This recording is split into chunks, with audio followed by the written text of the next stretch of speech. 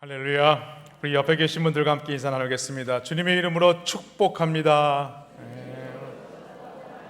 네, 우리 한 번 더 인사할까요? 참 잘 나오셨습니다.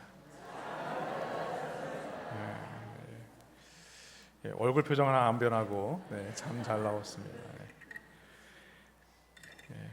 마스크를 끼고 있으니까요, 좀 이제서야 조금 좀 알아볼 것 같아요. 한동안은 누가 어느 분인지 잘 모르겠더라고요. 이렇게 나와서 대면 예배를 드릴 수 있도록 인도하신 하나님의 은혜를 감사를 드립니다. 오늘은 함께 지어져가는 교회는 순종을 통해 기적을 낳는 교회입니다 라는 말씀으로 함께 말씀을 나누기를 원합니다.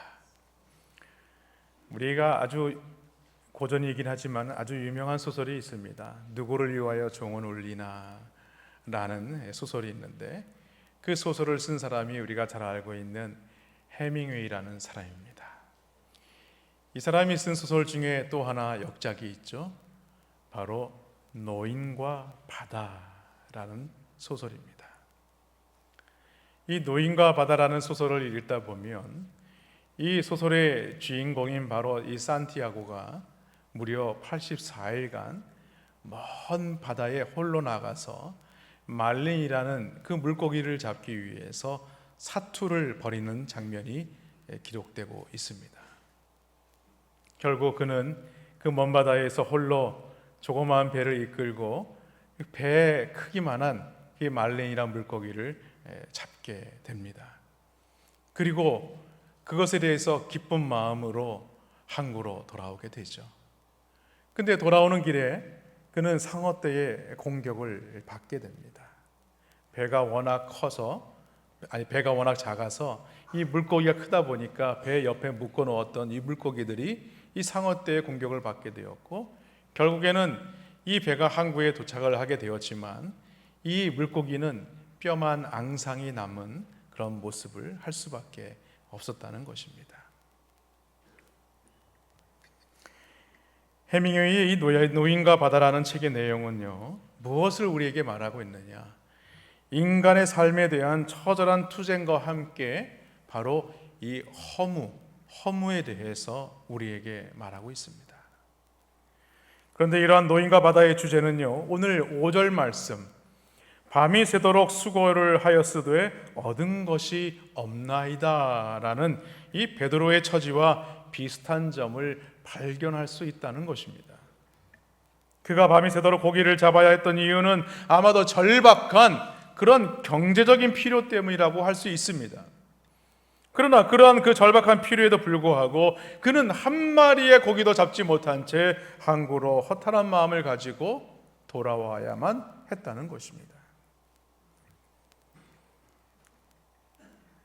무슨 말이냐면, 삶에 대한 몸부림과 허무함은요, 오늘 이 노인과 바다의 그 산티아고의 이야기이기도 하지만 오늘 본문에 나타나고 있는 이 베드로의 이야기가 될 수 있고, 어쩌면 오늘을 살아가는 바로 우리들의 자화상이라고 할 수 있다는 것입니다. 오늘 예수님은 호숫가에서 수많은 사람들에게 말씀을 가르치십니다. 많은 사람들이 몰려왔습니다. 예수님은 밀리고 밀리다 못해 이제 더 이상 갈 수 없는, 그래서 갈릴리 호수 바로 그 해변가에 오게 되었다는 것입니다. 그때입니다.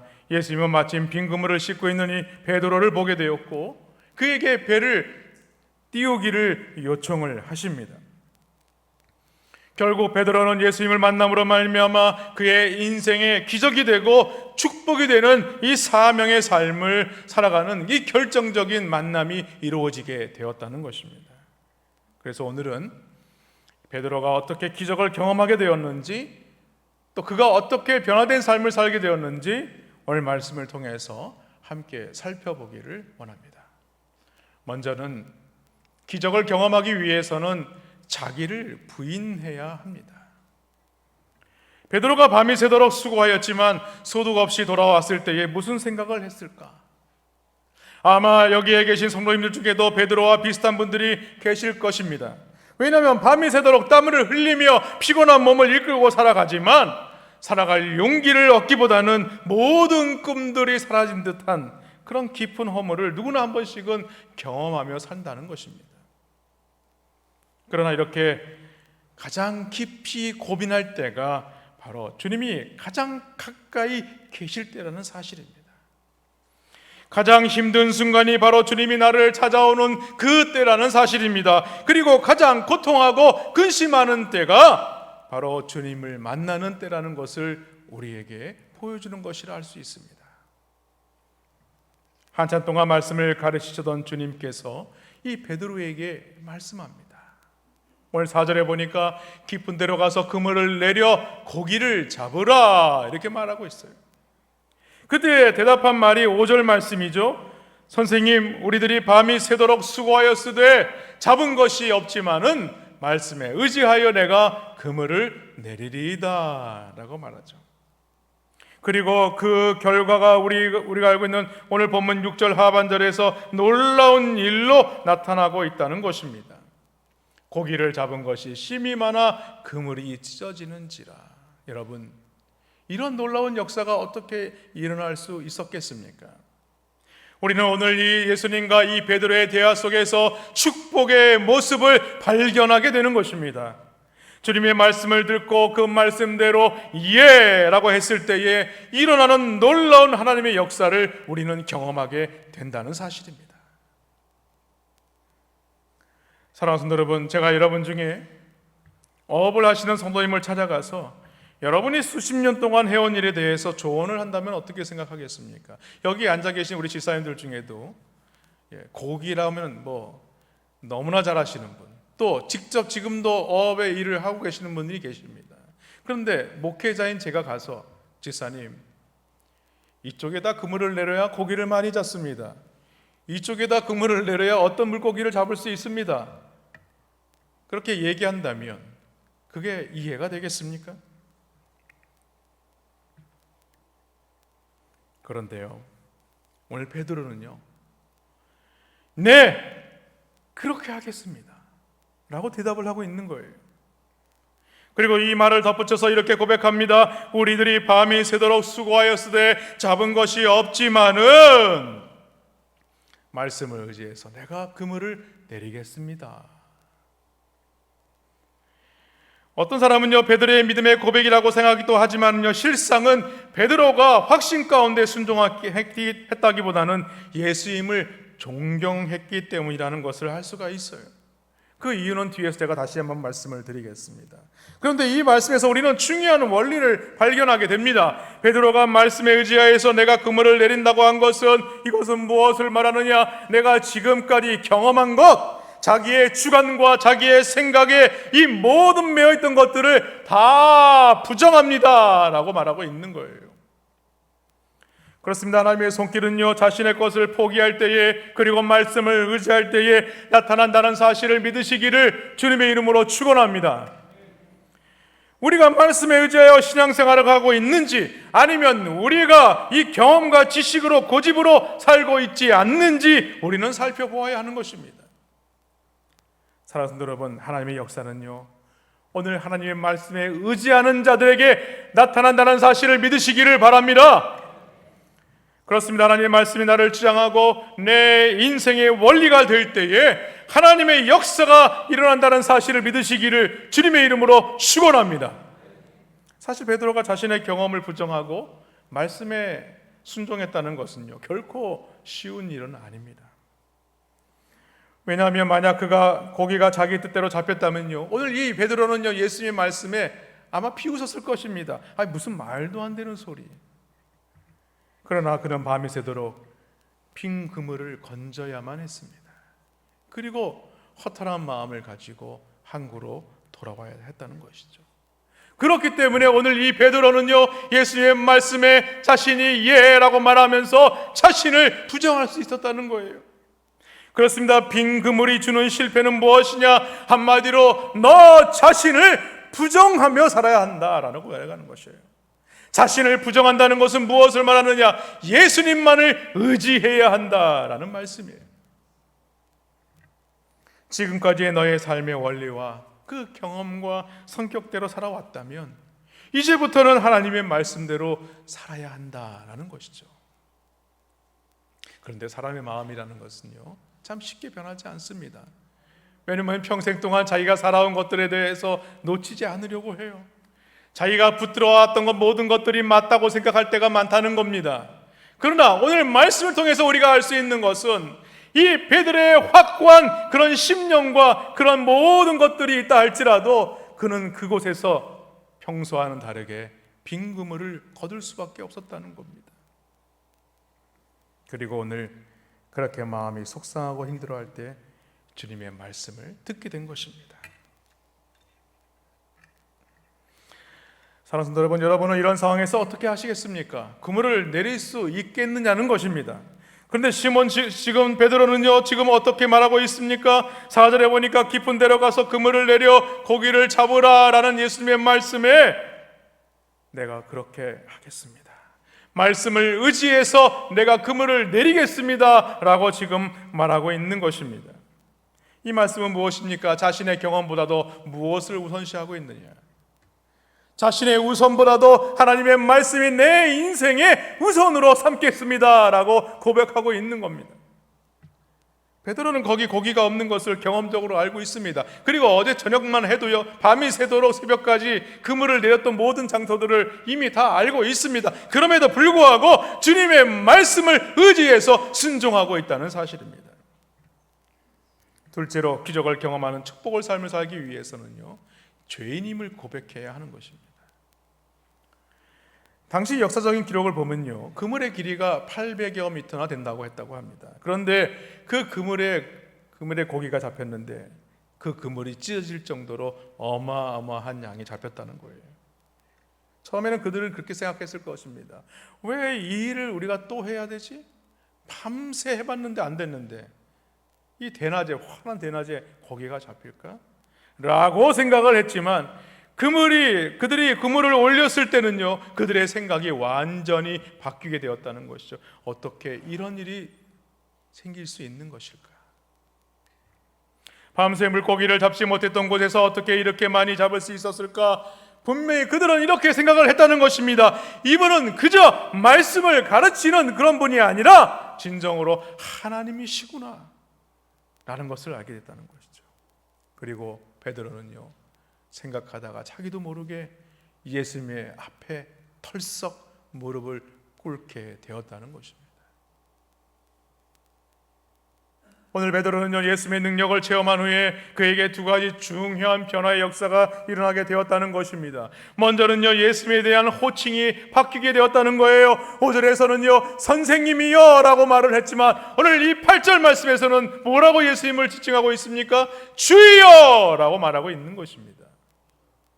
8절 하반절에 보니까 주여 나를 떠나소서 나는 죄인이로소이다. 그렇습니다. 자신이 죄인이라는 이 베드로의 고백은요, 참으로 중요한 것입니다. 대부분의 사람들은요, 성공할 때 교만하다가 실패하면 하나님 앞에 나와 회개하여 엎드리게 되는 것입니다. 건강할 때 자기 마음대로 살다가 건강이 안 좋아지면 하나님 앞에 나와 회개를 하게 되는 거예요. 그런데 오늘 베드로는 어떻습니까? 베드로는요, 오히려 이 순종하여 엄청난 축복을 받았을 때 그가 기뻐하기보다는 오히려 하나님 앞에 나와서 회개하고 있다는 거예요. 이것이 중요한 것입니다. 예수님은 베드로를 보고 너는 죄인이다 라고 이렇게 말씀하지 않으셨어요. 그런데도 지금 베드로는요, 예수님 앞에 무릎을 꿇고 저는 죄인입니다, 나를 떠나소서 라고 지금 고백하고 있는 거예요. 무슨 말씀하면 교회를 다니면서 예수님을 만났다고 하면서도 정작 본인이 죄인이라는 사실을 깨닫지 못하는 사람은요, 자신이 예수님을 잘 모른다거나 아니면 아직 예수님을 만나지 못한 사람이라는 거예요. 그러므로 우리는 축복을 받을수록 자신이 부족함을 깨닫는 은혜가 있기를 주님의 이름으로 축원합니다. 일이 잘 될수록 우리는 하나님 앞에 겸손해야 될 줄로 믿습니다. 하나님의 능력을 체험할수록 우리는 자신을 낮추는 자리에 나아가야 할 줄로 믿습니다. 그렇습니다. 우리는 주님 앞에 가까이 가면 갈수록 또 주님과의 교제가 깊어지면 깊어질수록 자신이 얼마나 무서운 죄인임을 깨닫고 고백할 수밖에 없다는 사실을 믿으시기를 주님의 이름으로 축원합니다. 여러분, 바울 서신에 나타난 이 사도 바울의 고백을 보면요, 그 사실을 우리는 너무나도 잘 알 수 있습니다. 고린도전서 15장 9절 상반절에 보면요, 이렇게 말합니다. 나는 사도 중에 가장 작은 자라.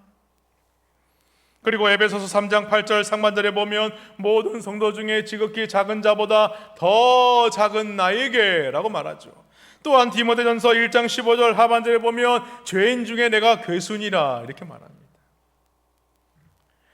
무슨 말입니까? 사도 바울은요, 그의 영적인 체험이 깊어갈수록 자신이 죄인임을 깨닫게 되었다라는 것을 말하고 있는 것입니다. 신앙의 연조가 깊어갈수록 하나님과 사람들 앞에 자신을 낮추게 되었다는 거예요. 그렇습니다. 사도 바울이 하나님의 위대한 일꾼이 된 비결이 바로 여기에 있는 것입니다.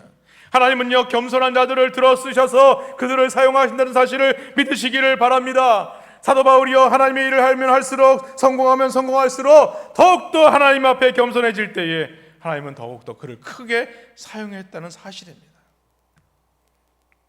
이거는요, 하나님 앞에 모든 인간이 가져야만 하는 기본적인 자세입니다. 모든 인간은요, 거룩하신 하나님을 만나게 될 때에 그 자신이 얼마나 비참한 존재인가를 깨닫게 된다는 것입니다. 이사야 선지자도요, 하나님의 영광을 보았을 때 이렇게 고백을 합니다. 이사야서 6장 5절 말씀에 화로다 나여 망하게 되었도다. 나는 입술이 부정한 사람이요 나는 입술이 부정한 백성 중에 거주하면서 만군의 여호와이신 왕을 배웠음이로다 라고 말하죠. 그분이 하나님이심을 깨닫는 그 순간에 그 영광 앞에 있는 자신의 모습을 보니까 너무나도 초라한 모습이라는 거예요. 너무나도 죄악된 모습이라는 것을 발견하게 되었다는 것입니다. 그렇습니다. 우리는 중요한 것은요, 주님의 말씀을 순종하여 더 많은 물고기를 얻는 것보다 중요한 것이 있는데 그것이 바로 무엇이냐? 주님을 만나는 것입니다. 지금 베드로는요, 나를 떠나서서 나는 죄인입니다 라고 말하고 있지 않습니까? 이것은요, 베드로가 숨겨졌던 죄가 드러나서 죄인입니다 라고 고백한 것이 아닙니다. 마치 어두움 속에 가려져 있는 이 죄악들이 밝은 태양을 만나서 밝게 드러나게 되었을 때에 나타나는 하나님에 대한 경외심을 지금 말하고 있는 겁니다. 그래서 요한복음 17장 3절 말씀에 보면요, 영생은 곧 유일하신 참 하나님과 그가 보내신 자 예수 그리스도를 아는 것이니라 라고 말하죠. 그렇습니다. 우리가 하나님을 만나고 나서 자신의 죄를 고백한 적이 없다면요, 아직까지 우리는 참 하나님을 인정하지 않는 것입니다. 예수 그리스도를 진정으로 안다면요, 베드로와 같은 고백을 할 수밖에 없다는 사실입니다. 베드로처럼 나는 죄인입니다, 이 고백이 나오기까지는요, 주님을 만났다고 할 수 없다는 거예요. 그리고 나는 죄인입니다라는 고백이 없고서는요, 변화의 역사를 경험할 수 없는 것입니다. 기적의 역사를 경험할 수 없는 것입니다. 우리의 가슴 깊은 속에서 이런 고백이 터져 나와야 하는 것입니다. 그럴 때에 우리는 주님의 공의를 입을 수 있게 되고 변화되는 삶을 살게 된다는 사실을 믿으시기를 주님의 이름으로 축원합니다. 사도 바울이 고백한 내가 약할 때 강함되네 강함이다 라고 말하고 있지 않습니까? 이 말씀은요, 나는 아무것도 아닙니다 라고 말하고 있는 거예요. 다시 말해서 내가 아무것도 아님을 고백할 때에 주님이 우리에게 오셔서 임하셔서 역사하시고 우리를 들어 쓰시는 것입니다. 마지막으로 기적을 경험하기 위해서는요, 예수님을 쫓아야 합니다. 베드로는 고기가 그물이 찢어질 정도로 잡힌 것으로 말미암아 오늘 너무 기뻐했다라고 말하고 있지 않습니다. 뭐라고 얘기합니까? 무서워했다라고 얘기합니다. 10절 말씀에 보니까 예수님께서 말씀하죠. 무서워하지 말라.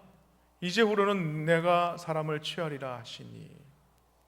여기 취하다는 말은요, 고기를 잡는 것을 말하죠. 그런데 이제는 예수님께서 뭐라고 말씀합니까? 고기를 잡는 자가 아니라 사람을 취하는 자가 되게 하시겠다라고 말씀하고 있는 거예요. 다시 말해서 이 베드로를 예수님께서 제자로 부르시고 있는 것입니다. 단순히 어부에서 전도자로 직종이 변경된 것을 말하는 것이 아닙니다. 지금까지 자신이 중요하게 여겼던 가치가 무엇이냐? 물고기를 많이 잡아서 돈을 많이 버는 것, 그것이 그에게 가장 큰 가치였어요. 그런데 그의 가치가 지금 변하고 있는 것입니다. 그 가치가 무엇입니까? 더 중요한 큰 가치, 바로 예수 그리스도를 만났다는 가치입니다. 그래서 오늘 11절 하반절에서 뭐라고 얘기합니까? 모든 것을 버려 두고 예수를 따르니라. 저는 좀 궁금했어요. 좀 두 배에 물고기가 가득 찼는데 지금처럼 뭐 냉동 창고가 있는 것도 아니고 그 물고기를 어떻게 빨리 좀 처리를 하고 그리고 예수님 따라가도 되지 않을까? 그건 제 생각입니다. 성경에 없는 얘기입니다. 그런데 오늘 말씀은 뭐라고 얘기합니까? 모든 것을 버려두고, 그것이 어떻게 되든지 간에 상관없을 정도로 예수님은 나에게 가장 큰 가치다라는 것을 알게 되었다는 거예요. 여러분은 예수님을 어떻게 생각하십니까? 여러분에게 가장 중요한 가치가 되십니까?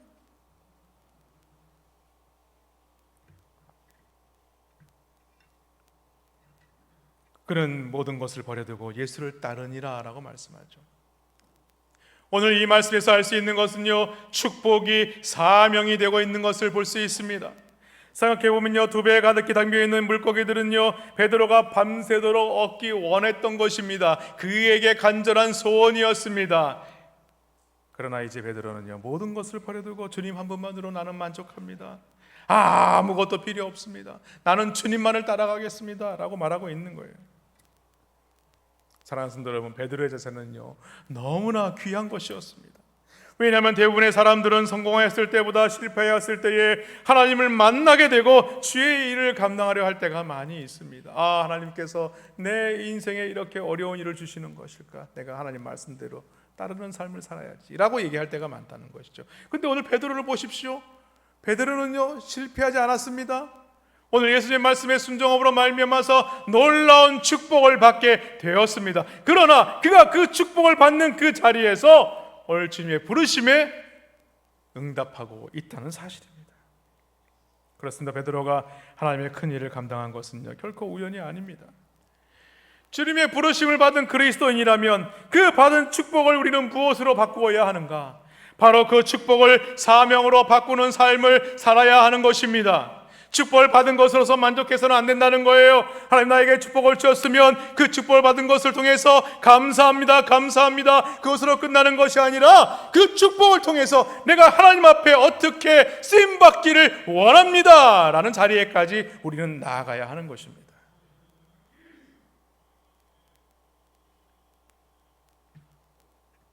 이처럼 베드로의 축복은요, 사명이 되었습니다. 오늘 베드로전서 2장 9절 말씀에 보면요, 베드로는 소아시아의 형제 자매들에게 이런 말을 합니다. 그러나 너희는 택하신 족속이요 왕같은 제사장들이요 거룩한 나라여 그의 소유가 된 백성이니 이는 너희를 어두운 데서 불러내어 그의 기이한 빛에 들어가게 하신 이에 아름다운 덕을 선포하게 하려 하심이라.